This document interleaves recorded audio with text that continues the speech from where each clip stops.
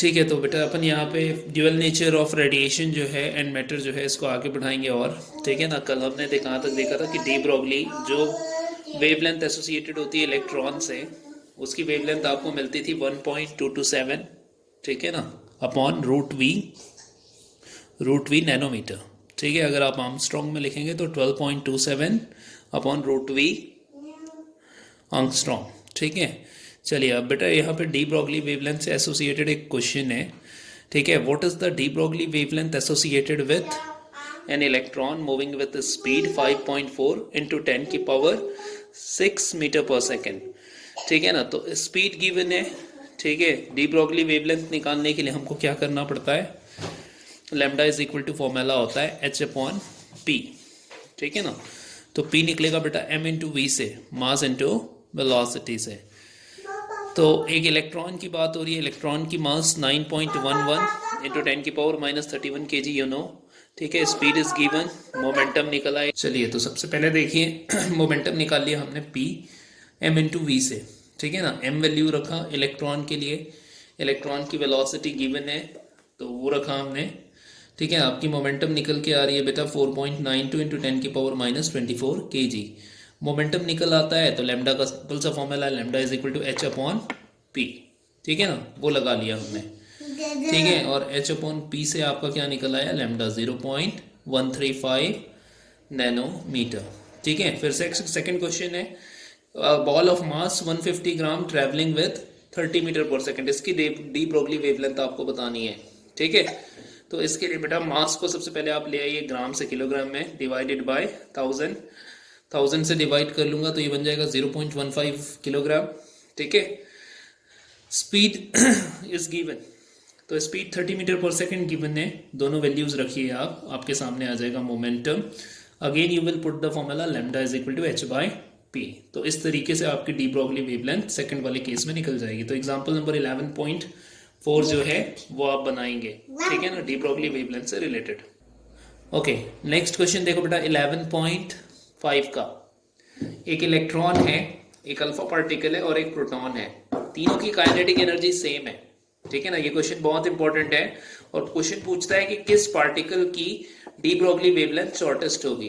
ठीक है, तो आप बेटा मोमेंटम और काइनेटिक एनर्जी रिलेशन में जानते हो क्या रिलेशन होता है, P is equal to under root 2mk। ठीक है, तो वहां से अगर मैं लैम्डा के लिए फॉर्मूला रखता हूं तो lambda is equal to H upon क्या हो जाएगा, under root 2mk। Okay, lambda is equal to H, lambda का फॉर्मूला है बेटा क्या, H upon under root 2mk। ठीक है, अब यहां से देख लो आप, जिस तीनों पार्टिकल की काइनेटिक एनर्जी हमने सेम बोला है तो मास के स्क्वायर रूट के इनवर्सली प्रोपोर्शनल है आपका लैम्डा। ठीक है ना, अब आप ये सोचिए अल्फा पार्टिकल प्रोटॉन और प्रोटॉन में और इलेक्ट्रॉन में किसका मास सबसे ज्यादा है। तो किसका मास सबसे ज्यादा है बेटा, आपको पता है अल्फा पार्टिकल का मास सबसे ज्यादा है तीनों में। ठीक है ना, 4 times of mass of proton रखता है अल्फा पार्टिकल। तो अल्फा पार्टिकल की जो डी ब्रॉगली वेवलेंथ होगी वो सबसे छोटी होगी और लॉन्गेस्ट डी ब्रॉगली वेवलेंथ होगा इलेक्ट्रॉन का, जैसे आप पहले ही जानते हो। ठीक है, तो तीनों में सबसे जो कम डी ब्रॉगली वेवलेंथ रखेगा बेटा वो होगा आपका alpha particle, because it is having the greater mass. ठीक है ना, shortest wavelength is having alpha particle. Okay, इसके बाद देखिए आप एग्जांपल नंबर 11.6, ये भी आप बना लोगे। ठीक है ना, काफ़ी आसानी से हो जाएगा, जितने न्यूमेरिकल है इस चैप्टर के छोड़ना नहीं है। ठीक है ना, क्वेश्चन बोलता है particle moving 3 times as fast as electron, the ratio of de Broglie wavelength of the particle of that electron is 1.813 into 10 की power -4। Calculate the particles mass and identify the particle. ठीक है, तो आपकी जो D Broglie wavelength है बेटा वो 1.813 cross 10 की पावर -4 टाइम्स है किसी पार्टिकल की वेवलेंथ। ठीक है ना, तो आपको क्या गिवन है बेटा, लैम्डा ऑफ पार्टिकल गिवन है। ठीक, और लैम्डा ऑफ इलेक्ट्रॉन की वेवलेंथ से बोलता है कि वो इतने टाइम्स ग्रेटर है। ठीक है ना, मास इज गिवन। ठीक, और एक बात और बोला है क्वेश्चन ने कि जो पार्टिकल है वो 3 टाइम्स इलेक्ट्रॉन की वेलोसिटी से फास्टर मूव कर रहा है। ठीक है, तो देखिए सबसे पहला काम क्या होगा, आप रिलेशंस को लिखते जाइए। लैम्डा होता है h upon P, p is M V, so lambda is equal to h upon M V, ठीक है। अब इसके बाद m जो है M E mass of electron, वो आप निकाल लेंगे बेटा क्या करके, लैम्डा को ट्रांसफर करके। तो एम ई निकल रहा है h upon lambda E V E, h upon lambda E V E, ठीक है। अब क्वेश्चन ने बोला है कि पार्टिकल की जो वेवलेंथ है वो इलेक्ट्रॉन की वेवलेंथ के 1.813 क्रॉस 10 की पावर -4 टाइम्स है, तो वो दिख रहा होगा आपने, वो रिलेशन लिखा हमने। और मास को बोला है क्या, कि mass of particle is 3 times heavier, mass of particle is 3 times heavier, so I am going to put this me as 3 times of me, और 3 times of me रखोगे बेटा, me दोनों तरफ से कैंसिल हो जाएगा, ठीक है ना, me दोनों तरफ से कैंसिल हो जाएगा।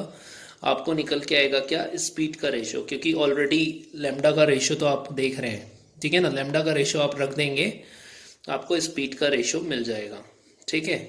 और स्पीड का रेशो मिल जाएगा, ठीक है। तो मास ऑफ इलेक्ट्रॉन आप जानते हैं, मास ऑफ इलेक्ट्रॉन कितना है, 9.1 क्रॉस 10 की पावर -31, ठीक है ना।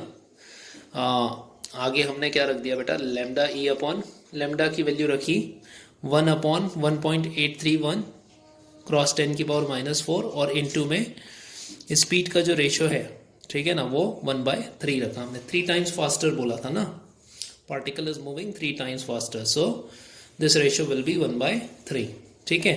तो लास्ट क्वेश्चन बेटा एक्सरे से है, ठीक है, लेकिन टेंशन नहीं लेना है, एक्सरे जो है वो जनरेट आपके इलेक्ट्रॉन से ही होता है, ठीक है ना। कैथोड रे जो होते हैं वो एक्सरेज को जनरेट करते हैं, तो जब इसके बाद वाला चैप्टर पढ़ेंगे बेटा वहाँ एक्सरेज पढ़ना है हमको, ठीक है। तो ये लास्ट क्वेश्चन में भी हमको कुछ नहीं करना है, हमको डी ब्रोगली वेवलेंथ निकालनी है बस, ठीक है। देखिए, what is the de Broglie wavelength associated with an electron accelerated through the potential difference 100 volts। तो यहाँ भी इलेक्ट्रॉन के लिए पूछा है। अब इलेक्ट्रॉन के लिए लैम्डा का तो डायरेक्ट फॉर्मूला है 1.127 नैनोमीटर अपॉन रूट वी, ठीक है, ये चीज़ें आपको मालूम ही है, ठीक। तो बेटा यहाँ पे हमने रूट वी में रखा 100 का स्क्वायर रूट 10 हो जाएगा, और 10 से ये बन जाएगा 0.01, राउंड ऑफ करके बेटा लिखता है 3, तो 0.123 nanometre is the wavelength for your electron, ठीक है। अब इस वेवलेंथ को बोलता होगा कि ये एक्सरे की वेवलेंथ की ऑर्डर की होती है, तो ये लिखने की ज़रूरत नहीं है आपको तो सिंपली वेवलेंथ निकालना है, ठीक है। अब देखिए जो मेन बात हम लोग कर रहे थे वो आ गया, डेविसन जर्मर एक्सपेरिमेंट, ठीक है ना।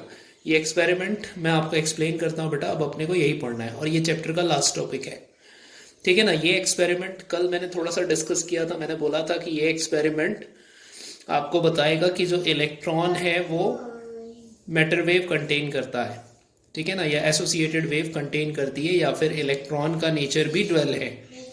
जो एक्सपेरिमेंट ये प्रूव करेगा बेटा, उस एक्सपेरिमेंट का नाम है डेविसन जर्मर एक्सपेरिमेंट, ठीक है। ये डेविसन जर्मर का बेटा ये एक्सपेरिमेंटल सेटअप है, इसको समझ जाओ सबसे पहले, ठीक है ना। इसमें क्या क्या है, ठीक। सबसे पहले देखिए आप, एक फिलामेंट है, ठीक है। फिलामेंट क्या होता है, आपका एक कॉइल लाइक स्ट्रक्चर होता है जिससे इलेक्ट्रॉन इजेक्ट होती है। ये कनेक्टेड है एक लो वोल्टेज से, ठीक है। और दूसरी चीज ये है बेटा, इसको एक हाई पोटेंशियल दे रखा है हमने, ठीक है ना। हाई पोटेंशियल से एक्सेलरेट होगा ये फिलामेंट से निकलने वाला इलेक्ट्रॉन, ठीक है ना। लो पोटेंशियल से क्या होगा कि इलेक्ट्रॉन को हम लोग एमिट कराते हैं, मतलब लो पोटेंशियल इसलिए रखा है बेटा क्योंकि इलेक्ट्रॉन जो है वो मिनिमम इलेक्ट्रॉन्स यहाँ से एजेक्ट होने चाहिए, फिलामेंट से मिनिमम इलेक्ट्रॉन इजेक्ट हो, वो निकलने वाले जो इलेक्ट्रॉन होंगे वो एक्सेलरेट होंगे, ठीक है ना। बीच में हमने क्या लगा रखा है, एक सिलेंडर लगा रखा है जिससे उसकी एक फाइन बीम बनेगी और जाकर ये फॉल करेगा निकल क्रिस्टल पे, ठीक है। निकल क्रिस्टल की बेटा जो एज लेंथ होती है, ठीक है, वो आपके मैटर वेव के ऑर्डर की होती है। इलेक्ट्रॉन से जो मैटर वेव बनते हैं उस वेव के ऑर्डर का ही क्या होता है, निकल क्रिस्टल का एज लेंथ, ठीक है। चलिए, अब उस एज लेंथ से क्या होता है कि आपके जो इलेक्ट्रॉन बीम्स होते हैं वो स्कैटर होते हैं और जाकर गिरते हैं कहाँ पे, स्क्रीन पे। स्क्रीन पे बेटा एक मूवेबल क्या लगा हुआ है, गैल्वेनोमीटर। ये गैल्वेनोमीटर क्या करता है, जो डिफ्रैक्टेड इलेक्ट्रॉन है उनके करंट की इंटेंसिटी को मेजर करता है, ठीक है ना। ये मूवेबल है, एक सर्कुलर आर्क में ये मूव कर सकता है, ठीक है।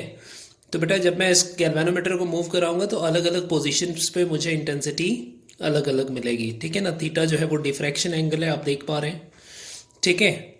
अब यहाँ पे आप पूरे एक्सपेरिमेंटल सेटअप को पढ़ सकते हो कि क्या क्या यहाँ पे एक्सपेरिमेंटल सेटअप में लगा हुआ है। फिलामेंट और इलेक्ट्रॉन गन, ये वाला सेक्शन है, ये पूरा सेक्शन इलेक्ट्रॉन गन है। This is filament. सिलेंडर के साथ कंप्लीटली बोलेंगे इलेक्ट्रॉन गन, क्योंकि यहाँ से एक इलेक्ट्रॉन की फाइन बीम बन के आती है, ठीक है। चलिए इसके आगे वैसे ही आप देखेंगे तो इसके आगे जो थियरी है, ठीक है ना, वो आप पढ़ेंगे पूरी तरह से, ठीक है ना। डेविसन जर्मर एक्सपेरिमेंट बेटा कई बार एग्जाम में पूछ लेता है एक्सप्लेन करने के लिए, ठीक है ना, और कई बार इसके न्यूमेरिकल भी आते हैं, ठीक। तो आपने जो मूविंग डिवाइस देखा था गैल्वेनोमीटर के फॉर्म में, मैंने जहाँ पे बोला कि जो इंटेंसिटी को में वेरिएशन को मेजर करता है स्कैटर्ड इलेक्ट्रॉन की, ठीक है। तो थीटा एंगल पे जो स्कैटरिंग होगा, ठीक, वो बेटा स्कैटरिंग जो है हम कराते हैं कितने वोल्ट में, 44 से 60 वोल्ट के इन बिटवीन, 68 वोल्ट के इन बिटवीन, ठीक। अब ये जो अप्लाइड वोल्टेज है ना, ये भी क्या करता है, आपके इंटेंसिटी को अफेक्ट करेगा, ठीक है। और थीटा एंगल तो करेगा ही करेगा, स्कैटरिंग एंगल तो करेगा ही करेगा, ठीक है। तो for accelerating potential 54 volt, for accelerating potential 54 volt, और जो स्कैटरिंग एंगल है 50 डिग्री, ठीक है। इसके लिए हमको डी ब्रोगली वेवलेंथ जो एसोसिएटेड है वो मिलता है 0.167 नैनोमीटर, 0.167 नैनोमीटर। अब बेटा अगर यही काम मैं करूंगा किससे, डी ब्रोगली के वेवलेंथ से, de Broglie wavelength is lambda is equal to 1.227 upon root V, ठीक है ना, उससे निकाला है ना हमने, यहाँ पे देखिए, ठीक। तो ये जो वैल्यू है 0.167 नैनोमीटर बन के आ रहा है, ठीक। अब बेटा यही काम जो है वो ब्रैग्स के इक्वेशन से अगर किया जाए, ब्रैग्स का इक्वेशन, ठीक है ना, यहाँ कहीं आगे लिखा होगा आपको, ठीक है। तो ब्रैग्स के इक्वेशन से जो वेवलेंथ निकल के आती है वो भी आपको क्या मिलती है, 0.167 नैनोमीटर, ठीक है। तो इस तरीके से जो डी ब्रोगली वेवलेंथ एसोसिएटेड है, देखिए यहाँ पे लिखा हुआ है, ठीक है ना। The appearance of the peak of the particular direction is due to the constructive interference of electron scattered from the different layer of the regularly shaped atom of the crystal. From the electron diffraction measurement, the wavelength of the matter wave was found to be 0.165। तो ये 0.165 nanometre निकल के आ रहा है बेटा Bragg's के equation से, ठीक है। और ये 0.67 नैनोमीटर निकल के आ रहा है कहाँ से, डी ब्रोगली के मैटर वेव थे। तो इस तरीके से क्या होता है कि आपका एक एक्सपेरिमेंटल प्रूफ मिलता है जो डी ब्रोगली वेव एसोसिएटेड है किससे, इलेक्ट्रॉन से। ये वाला सेक्शन लिखना आपको बहुत ज़रूरी है, ठीक है ना। ये पूरा जो पोर्शन है ये लिखना बहुत ज़रूरी है, ठीक है ना। जहाँ तक डी ब्रोगली से हमने वेवलेंथ को निकाला और जहाँ हमने ब्रैग से निकाला या एक्सपेरिमेंट से निकाला, ठीक है। तो ये एक एक्सपेरिमेंटल वेरिफिकेशन हो जाता है आपके डिफ्रैक्शन का, ठीक है ना, या फिर matter wave associated with electron का। तो ये चैप्टर अब देखोगे आप कि फिनिश हो चुका है। अब इसमें क्वेश्चंस है तो वो क्वेश्चंस आप बनाइए, ठीक है ना। वही क्वेश्चंस मिलेंगे जो हमने एग्जाम्पल्स में देखे थे, कुछ वैसे ही टाइप के क्वेश्चंस, ठीक है। तो ये क्वेश्चंस आप सॉल्व करिए तो ये चैप्टर आपके लिए फिर ख़त्म हो जाएगा, ठीक है ना। तो बेटा आज भले हमारी क्लास जो है वो शॉर्ट टाइम की है, लेकिन ये सब चीज़ें आपको कॉपी में कंप्लीट करनी है, ठीक है ना। और फिर आप न्यूमेरिकल्स को भी ट्राई करेंगे, और जहाँ न्यूमेरिकल आप ट्राई करोगे तो टाइम लगेगा वहाँ पे, ठीक है। तो आज की क्लास भले हमारी बहुत छोटे ड्यूरेशन की है, बट आपको करना क्या है, आप एक एक चीज़ें बेटा कॉपी में करोगे, ठीक है ना। तो मेन पॉइंट्स निकालने में आपको टाइम लगेगा, ठीक है। तो आप पूरे 1 घंटे बैठेंगे, ठीक है, लेक्चर सुन लेने के बाद 1 घंटे बैठेंगे, बुक लेंगे एनसीईआरटी की, क्वेश्चंस को सॉल्व करिए और प्रॉपरली नोट्स को लिखिए, ठीक है। चलिए तो आज के लिए एकदम छोटा ड्यूरेशन का क्लास है, बट इस वीडियो को आप कई बार देख सकते हो, ठीक है। तो आप इतना करके रखिए, ठीक है। फिर कल से हम लोग बेटा स्टार्ट करेंगे एटम्स एंड न्यूक्लियाई को, ठीक है। चलिए तो फिर अगर कोई डाउट होगा तो फिर आप व्हाट्सएप में बेटा कोई भी क्वेश्चन पूछ सकते हो, कोई टॉपिक अगर नहीं समझ में आया होगा तो दोबारा मैं आपको वो चीज़ें वहाँ पे समझा दूँगा, ठीक है। तो आप इतना करके रखिए, ठीक है। बहुत इंपॉर्टेंट चैप्टर है ये, बहुत ईजी चैप्टर है ये, ठीक है। फोटो इलेक्ट्रिक इफेक्ट और ड्वेल नेचर ऑफ रेडिएशन, यही 2 इफेक्ट्स हैं जो इस चैप्टर में बहुत इंपॉर्टेंट है, ठीक है, तो ये आप करके रखिए अच्छे से। चलिए, तो फिर आज के लिए गुड डे, गुड बाय।